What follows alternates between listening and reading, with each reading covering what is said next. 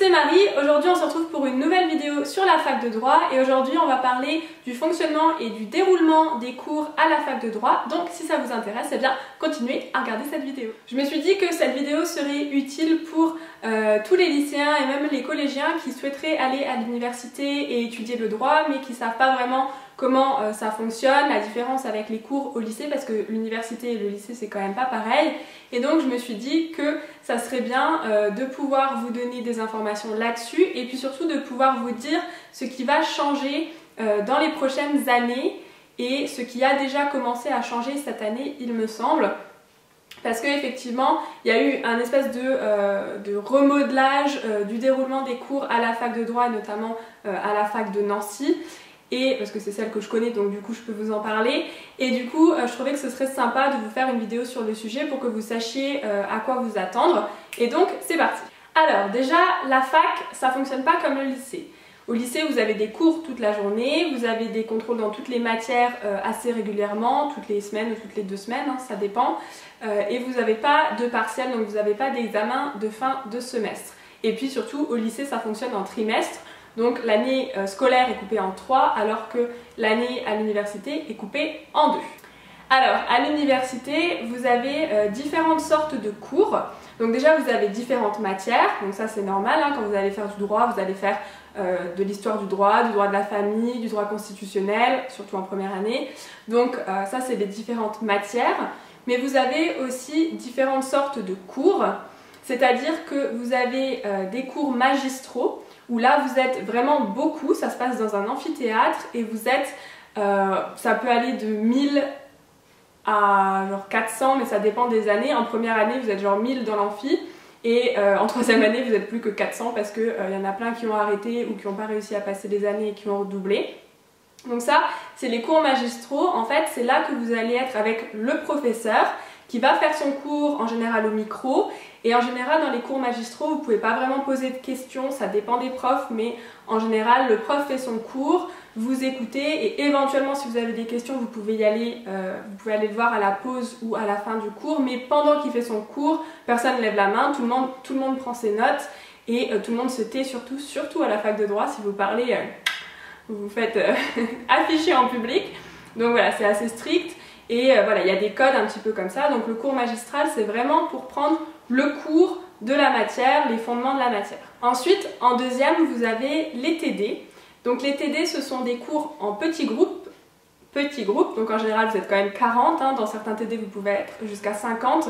Même si, voilà, c'est pas le but, mais ça arrive parce que malheureusement, il n'y a pas assez de chargés de TD, qui sont d'ailleurs sous-payés. Donc voilà.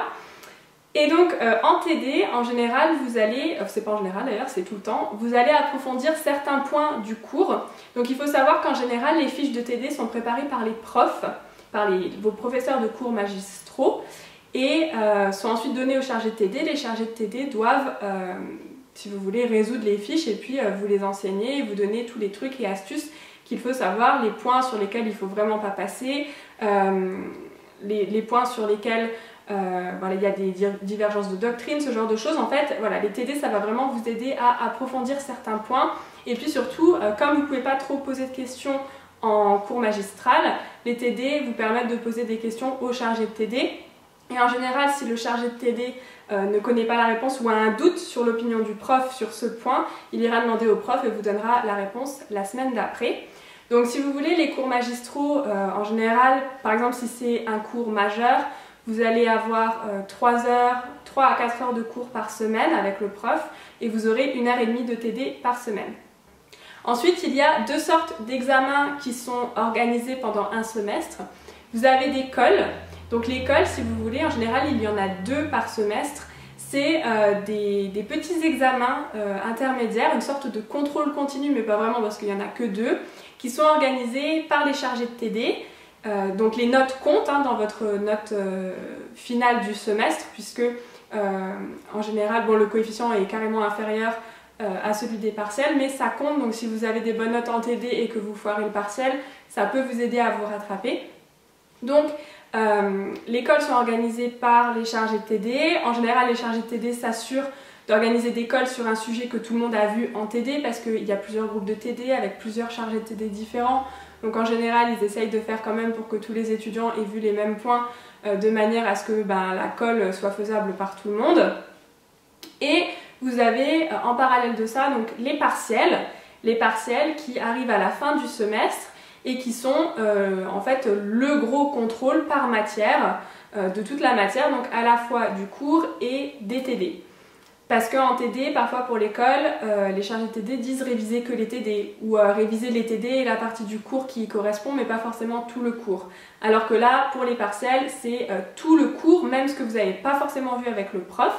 Donc ça veut dire que des fois, il faut aller chercher les informations par soi-même, vérifier dans les bouquins que vous avez bien couvert toute la matière. Si le prof à un moment a dit bon ça je passe rapidement dessus, vous irez lire des articles, faudrait peut-être aller lire les articles juste au cas où, parce que pour le prof ça compte dans le programme. Donc ça peut tomber au partiel. Donc ça c'est la différence entre les partiels et l'école. Alors la façon dont ça fonctionnait jusqu'à maintenant, c'est celle que je viens d'annoncer, c'est-à-dire que vous alliez en cours pour apprendre, ensuite vous apprenez votre cours, vous préparez vos TD, ensuite vous allez au TD et normalement vous êtes prêt pour l'école et les partiels. En cours, c'était pas du tout interactif, ou en tout cas vraiment rare que ce soit interactif. Et en TD, c'était beaucoup plus interactif, il y avait plus une discussion. En principe, c'est quand même assez rare d'avoir des discussions en TD parce qu'en général, le programme est très long et comme on nous l'a répété depuis qu'on est à la maternelle, faut vite se dépêcher de faire tout parce qu'on n'aura pas assez de l'année pour finir le programme. Donc voilà, ça change pas à l'université. Les programmes sont toujours hyper trop longs pour le temps qui est accordé aux chargés TD et aux profs. Enfin bref, donc voilà, donc c'est juste qu'en TD il y a un petit peu plus de discussion qu'en cours magistral. La façon dont ça va être maintenant, ce qui est en train un petit peu de changer dans le fonctionnement de l'université, et notamment donc à la fac de Nancy, donc après je sais pas, donc à l'université de Lorraine en tout cas, après je sais pas comment ça va être dans les autres facs, mais je pense que voilà, c'est un certain courant qui est en train de s'installer. C'est en fait de rendre les cours magistraux plus vivants et plus interactifs. Parce qu'en fait, les profs et les directeurs des masters notamment puis plein d'autres gens j'imagine, se sont en fait rendus compte que en fait c'est assez plat un cours magistral, hein. Les étudiants vont en cours, prennent leurs notes et voilà, et c'est pas forcément la meilleure façon d'apprendre, en fait c'est pas très professionnalisant. Parce que si vous voulez, en cours magistral, vous apprenez beaucoup de théorie, vous apprenez les principes, vous apprenez les règles, vous apprenez les exceptions, vous apprenez les jurisprudences, un petit peu ce que la doctrine dit, mais au final ça reste très théorique. Et du coup, si on vous met un cas pratique devant le nez, vous allez parfois même pas savoir à quoi le cas pratique correspond, à quelle partie du cours ça correspond, vous n'allez pas savoir quoi appliquer. Et en fait, c'est ce qui est reproché déjà de la part des étudiants, c'est que en tant qu'étudiant, des fois on aimerait bien avoir un aperçu du côté professionnalisant, du côté pratique de la matière, parce que finalement il y a quand même beaucoup de gens qui veulent être juristes et avocats, hein, qui font du droit, et donc on va être tous amenés à pratiquer le droit face à de vraies personnes et à de vrais cas, et c'est un petit peu ce que nous on a reproché, et ce qui est reproché de manière générale par les étudiants, c'est le manque de ce côté professionnalisant. Et donc du coup, à force d'avoir des discussions avec les profs, tout le monde s'est un petit peu dit on va peut-être un peu réformer la chose. Et donc du coup, la façon dont ça va être maintenant, dont ça commence à être comme ça, c'est que les cours magistraux ne vont plus être en fait juste le prof qui donne son cours et les étudiants qui prennent des notes. En fait, les cours vont être envoyés aux étudiants, alors soit sous forme de podcast, soit sous forme de polycopier tout simplement, et les étudiants vont devoir lire le cours, préparer le cours, et ensuite, quand ils arrivent dans l'amphithéâtre, là, il va y avoir des débats, il va y avoir des questions du prof, il va y avoir des discussions, et en fait, en cours magistral, les étudiants vont discuter d'un sujet qu'ils connaissent déjà parce qu'ils ont eu le cours avant, qu'ils ont pu étudier avant d'aller en cours. Mon point de vue sur la chose, c'est que je pense que c'est une très bonne idée. Moi, c'est vrai que j'essayais, avant d'aller en cours, de me renseigner sur la partie suivante en fait, qu'on allait étudier avec le prof. J'essayais toujours d'avoir un petit peu de notions avant d'aller en cours pour pas être complètement larguée. Mais c'est vrai que la façon dont c'était organisé, ça nous laissait pas forcément le temps de le faire pour chaque matière et pour chaque cours.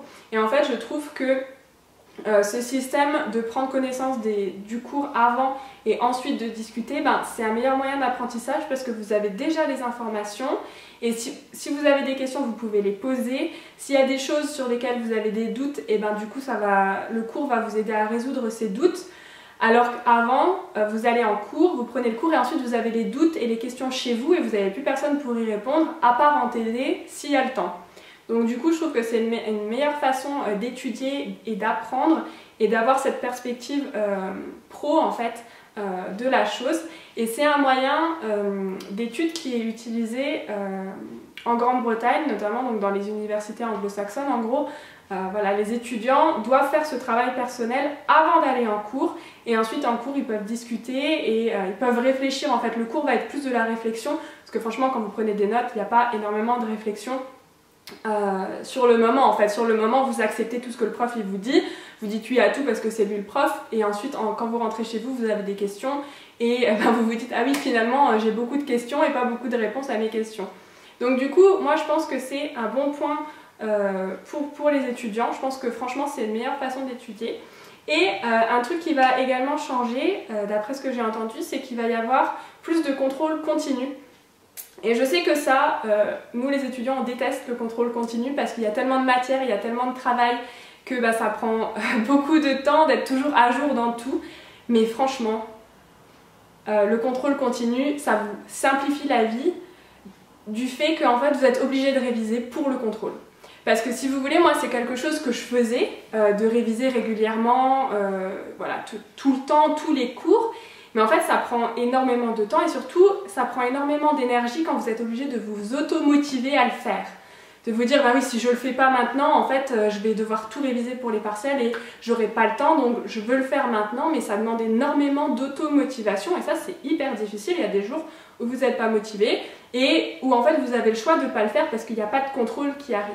Alors que quand vous avez des contrôles continus, même les jours où vous n'avez pas envie, vous êtes obligé. Tout simplement parce que y a le contrôle qui arrive et que vous voulez avoir des bonnes notes au contrôle pour pas vous ramasser au partiel. Et donc franchement c'est top, ça vous permet d'acquérir les connaissances au fur et à mesure et puis de ne pas les oublier parce que je pense que pour chaque contrôle il faut toujours se référer quand même à ce que vous avez appris avant et donc du coup ça vous permet de maintenir toutes ces connaissances en place et moi je trouve que ça c'est une super idée. Je regrette un peu que ça n'ait pas été mis en place quand moi j'étais encore étudiante, donc avant que j'ai mon master 2. Parce que franchement, ça vous simplifie. En vrai, c'est un cadeau que les profs vous font d'instaurer des contrôles continus. Voilà, c'est vraiment un cadeau parce que même si sur le moment, ça vous casse les pieds à un point inimaginable, vous arrivez à la fin du semestre et vous êtes les pieds sous la table, quoi. Il n'y a plus qu'à faire les partiels, vous avez déjà tout révisé, vous savez vraiment ce que vous savez bien et les matières dans lesquelles vous avez plus de difficultés. Enfin voilà, c'est à la fois c'est un baromètre de vos compétences et puis surtout ça vous fait apprendre au fur et à mesure. Enfin moi je trouve ça génial. Donc voilà pour les réformes un petit peu de ce qui va se passer au niveau organisation et déroulement des cours. Alors notez bien que je dis pas que ça va être comme ça partout, hein. Il y a déjà des facs qui font un podcast, donc en fait le prof s'enregistre et vous avez ça à disposition sur internet. Moi je trouve ça pas mal parce qu'au final c'est vrai qu'aller en cours juste pour prendre des notes des fois c'est un peu inutile. Et du coup vous pouvez rester chez vous et faire ça à votre rythme aussi parce qu'il faut aussi savoir que tout le monde n'avance pas à la même vitesse et que parfois quand vous pouvez avoir accès aux cours et revoir des choses et réécouter le prof, c'est bien aussi parce que ça aide certaines personnes, donc moi je trouve ça bien. Et voilà, donc voilà pour ce qui est de l'organisation des cours en fac de droit et un petit peu du remodelage qui va avoir lieu dans les prochaines années. Il y a des choses qui sont déjà mises en place, d'autres qui vont se mettre en place au fur et à mesure. Il y aura peut-être encore des changements parce qu'il n'y a jamais rien qui est très arrêté et très fixe, c'est modulable.